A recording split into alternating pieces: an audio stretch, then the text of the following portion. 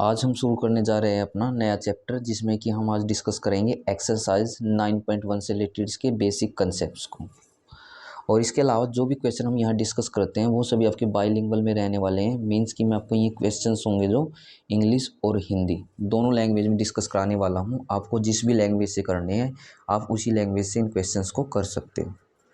देखो, एक्सरसाइज 9.1 को करने से पहले ना आपको कुछ टर्म्स के बारे में समझना है, क्योंकि जब हम अपनी एक्सरसाइज को स्टार्ट करेंगे मींस कि इससे रिलेटेड क्वेश्चंस को करेंगे, ये कंसेप्ट आपको बहुत काम आएंगे।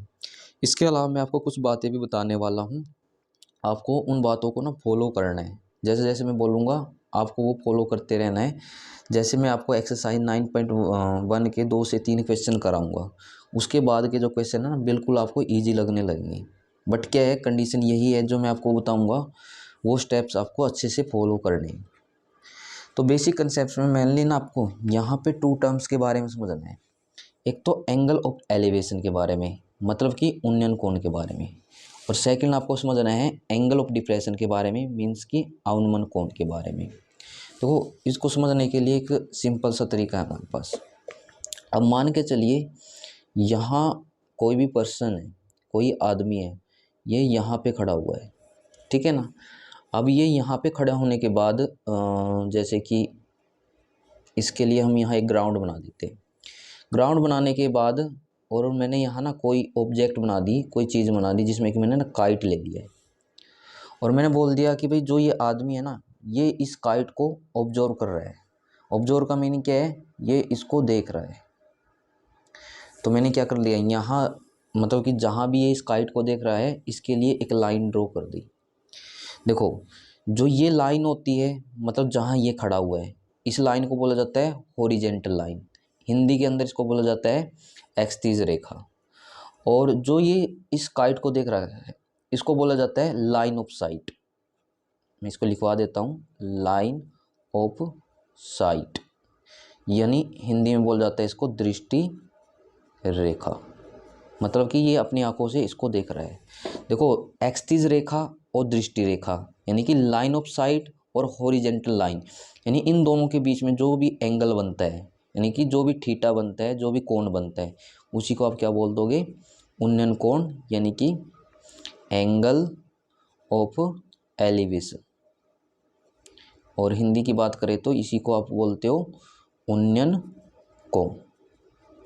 यानी कि कुल मिला के आपको ये याद रखना है कि जो एंगल ऑफ एलिवेशन होता है, जो उन्नयन कोण होता है, वो आपका ग्राउंड से ऊपर की तरफ बनता है, ठीक है ना। और दृष्टि रेखा और axis Rekha, line of site और हॉरिजेंटल लाइन के बीच में बनने वाला एंगल ही आपका क्या कहलाएगा, उन्नयन कोण कहलाएगा। बट अवनमन कोण क्या है, जैसे कि हमने यहाँ से एक बात तो समझ ली है कि ये हमारा ना ऊपर की तरफ बना है एंगल, मतलब जहाँ भी ये देख रहा था इसके बीच का जो कोण है वो आपका क्या बन गया था, उन्नयन कोण बन गया था, एलिवेशन एंगल बन गया था, एंगल ऑफ एलिवेशन। लेकिन इसमें इसका अपोजिट होगा। अपोजिट कैसे, मान के चलिए हम ना यहाँ पे कोई भी वॉल बना लेते हैं इस टाइप से। मैंने यह एक वॉल बनाई, एक दीवार बना दी इस टाइप से। देन एक और बना लेते हैं इसको ताकि आपको अच्छे समझ में आ जाए। बनाने के बाद अब मैंने क्या किया, किसी पर्सन को, किसी व्यक्ति को यहाँ पे खड़ा कर दिया अब की बार। अब खड़ा करने के बाद और मैंने यहाँ पे कोई भी व्हीकल बना दिया, जैसे कि ये आपका रोड है और इस रोड के ऊपर मान के चलिए हम बना देते हैं किसी भी व्हीकल को। जैसे कि मैंने इसमें ना कार बना ली, ये बन गई आपकी यहाँ पे एक कार, ठीक है ना। आप कुछ मतलब किसी भी एग्जांपल से समझ सकते हो। मेरे अकॉर्डिंग ना ये मुझको अच्छा लगा, मैं आपको इससे समझा रहा हूँ। अब क्या था, जो ये पर्सन है ना इस कार को इस वॉल से खड़े होके, इस दीवार से खड़े होके ऑब्जर्व कर रहा है। मीन्स कि ये कहाँ पे देख रहा है, आप बोलोगे ये इस कार को यहाँ पे देख रहा है, ठीक है ना। और यदि बात करें कि जो ये लाइन मैंने ड्रॉ की है, इस लाइन को क्या बोलते हैं, देखो ये जिस भी ऑब्जेक्ट को देखता है उस लाइन को बोला जाता है line of site. Line of site मतलब ये चीज़ को देख रहा है, हिंदी में बोलते हैं इसको दृष्टि रेखा। लेकिन जैसे कि इसके लिए एक हॉरिजेंटल लाइन थी जो कि नीचे की तरफ बनी थी, तो ऐसे ही इसके लिए भी क्या बनेगी, एक हॉरिजेंटल लाइन। बट इसमें फ़र्क क्या है, ये बनेगी आपकी ऊपर की तरफ। कहाँ पे बनाई जाएगी आप में, ये बनेगी आपकी ऊपर की तरफ, यानी कि यहाँ पे। अब ये बनाने के बाद हमें पता है हॉरिजेंटल और लाइन ऑफ साइट के बीच में एंगल कौन सा बनता है। आप बोलोगे एंगल ऑफ एलिवेशन भी बन सकता था, लेकिन ना अब की बार डिप्रेशन बनेगा, क्योंकि मैंने आपको बोला है एंगल ऑफ एलिवेशन हमेशा आपका ऊपर की तरफ बनेगा, यानी कि जहाँ लाइन ऑफ साइट आपकी ऊपर की तरफ है और जहाँ भी लाइन ऑफ साइट नीचे की तरफ आ जाती है, तो यानी कि इनके बीच का ये जो कोण होगा ये कहलाएगा आपकी बार एंगल ऑफ डिप्रेशन। मीन्स कि ये कहलाता है आपका अवनमन कोण। पता चला। इन शॉर्ट आप याद रख सकते हो कि जो अवनमन कोण होता है, एंगल ऑफ डिप्रेशन है, ये आपका ऊपर से नीचे की तरफ बनता है, जबकि एंगल ऑफ एलिवेशन यानी कि उन्नयन कोण ये आपका नीचे से ऊपर की तरफ बनता है। तो बात करें कि भाई इस टाइप से हम अपना एंगल कैसे निकाल सकते हैं, क्योंकि ये तो ऊपर की तरफ बना है, ये तो हमारे लिए ईजी था, चलो ये नीचे की तरफ बन गया था हमारा। लेकिन ना जब हम क्वेश्चन करेंगे इसमें ना एक कंसेप्ट आएगा या फिर एक प्रॉपर्टी आएगी, वो आपको ना साथ के साथ ध्यान रख लेनी है, क्योंकि वहाँ पे हो सकता है आपको थोड़ा कम समझ में आए, तो उससे अच्छा क्या है आपको ये चीज़ यही समझ लेनी है। वो क्या थी, देखो कभी भी दो लाइन आपस में पैरेलल है, दो लाइन आपकी समांतर है और इनके बीच में मैं एक ट्रांसवर्जल लाइन ड्रॉ कर देता हूँ इस टाइप से। देखो अब ना ये आपकी इनडायरेक्टली दो पैरेलल लाइन होगी, इनके बीच की है ना ये एक ट्रांसवर्जल लाइन होगी।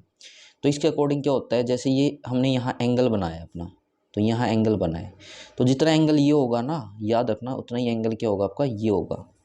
और इसका रीज़न होता है, ये चीज़ हम 9th क्लास में पढ़ते हैं, अल्टरनेट इंटीरियर एंगल। हिंदी में बोला जाता है एकांतर अंतः कोण। क्या बोलते हो, एकांतर अंतः कोण, अल्टरनेट इंटीरियर एंगल। ऐसे ही क्या है, अब ये एंगल यहाँ बना है, तो यदि मुझको ये एंगल निकालना है ना, तो जितना ये होगा आपका उतना ये होगा। मान के चलिए ये आपका एंगल 1 है, तो ऑटोमेटिक ये भी आपका एंगल 1 है।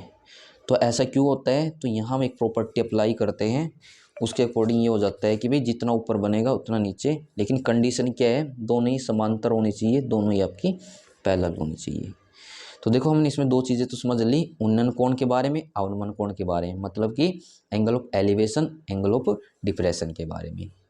देन उसके बाद जो आपको याद रखना है, जो मैं आपको बोल रहा था कि जो मैं बातें आपको बताऊंगा उनको आपको फॉलो करना है, वो क्या है। देखो मैंने ना आपको चैप्टर 9 कराने से पहले चैप्टर 8 कराया है, ठीक है ना। और चैप्टर 8 में सबसे पहले हमने डिस्कस करी थी उसके अंदर एक्सरसाइज 8.1, और 8.1 ना में मैंने कुछ रूल्स बता रखे हैं आपको। यानी रूल्स का मीनिंग क्या है, उसमें मैंने 6 ट्राइगोनोमेट्रिक फंक्शन से रिलेटेड फॉर्मूले राइट करा रखे हैं। एक तो ना वो फॉर्मूले आपको अच्छे से रिवाइज करने हैं, जिसने ऑलरेडी वो कर रखी है उसके लिए तो क्या है दोबारा रिवाइज ही करना है, और जिसने नहीं कर रखी है वो उसको एक बार लर्न कर लेगा। मीन्स कि साइन थीटा कैसे निकाला जाता है, परपेंडिकुलर बाय हाइपोटेन्यूज करके, यानी कि लंब बटे कर्ण करके, वो सभी फॉर्मूले एक तो वो आपको अच्छे से करना है। इसके अलावा एक टेबल मिलेगी आपको, जो कि मैंने आपको अच्छे से समझा रखी है एक्सरसाइज 8.2 करने से पहले। बेसिक कंसेप्ट मैंने आपको टेबल बताई है, कैसे आप उसको याद रख सकते हो, कैसे आप उसको समझ सकते हो। तो उसमें आपको हर एक एंगल के बारे में ना अच्छे से समझना है, जैसे कि साइन 0 की डिग्री की वैल्यू क्या होती है, साइन 30 की, ऐसे ही किसी भी ट्राइगोनोमेट्रिक फंक्शन की वैल्यू, ट्राइगोनोमेट्रिक फंक्शन में किसी भी एंगल की वैल्यू, किसी भी कोण की वैल्यू आपको ना अच्छे से पता होना चाहिए। तो वो टेबल भी आपको अच्छे से रिवाइज करनी है, प्लस में 8.1 से रिलेटेड जो रूल है वो भी आपको अच्छे से रिवाइज करने हैं, अच्छे से लर्न करने हैं। तो दो चीज़ें ये हो गई आपकी। देन एक लास्ट इम्पोर्टेंट थिंग, लास्ट में क्या है, इसमें आपको ना रेशो बनाने पड़ेंगे। मीन्स कि इस एक्सरसाइज के अंदर 9.1 में हमें अनुपात बनाने पड़ेंगे। ये जो अनुपात आप दो तरीक़ों से बना सकते हो, ठीक है ना। दो तरीके कौन से, एक तो क्या होगा, जो भी आपको गिवन है अपॉन में, ठीक है ना, जो हमें फाइंड करना है, हिंदी में आप बोल सकते हो जो आपको दिया है अपॉन में जो हमें निकालना है, इसका सहारा लेके आप अपना रेशो बना सकते हो। सेकंड आप इसका उल्टा भी कर सकते हो, जो हमें फाइंड करना है या फिर जो हमें गिवन है, मीन्स कि जो निकालना है आपको, या मतलब कि बटे में या डिवाइड में जो हमें दिया है, इनमें से एक रेशो उठाना पड़ेगा आपको, और आंसर दोनों ही रेशो से आपके सेम आएंगे। उसके बाद ही वहाँ क्या है हमारा एंगल वाली यानी कि कोण वाली प्रॉपर्टी अप्लाई होगी, कोण वाले रूल अप्लाई होंगे। और इन्हीं रेशो में यूज होते हैं हमारे पास साइन या फिर कोस, टेन, कोसिकेंट, सिकेंट या कोट से रिलेटेड रूल। तो ये कुछ इंपॉर्टेंट बातें थी एक्सरसाइज 9.1 से रिलेटेड। फिलहाल के लिए ना इसको आपको अच्छे से रिवाइज कर लेना है। कल हम नेक्स्ट वीडियो में एक्सरसाइज 9.1 से रिलेटेड क्वेश्चंस को डिस्कस करेंगे। बट इंपॉर्टेंट थिंग याद रखनी है आपको, एक तो रूल्स अच्छे से रिवाइज करने हैं, देन सेकंड टेबल अच्छे से रिवाइज करनी है। आपको वो लर्न हो गए तभी आपको ये एक्सरसाइज अच्छे से समझ में आएगी।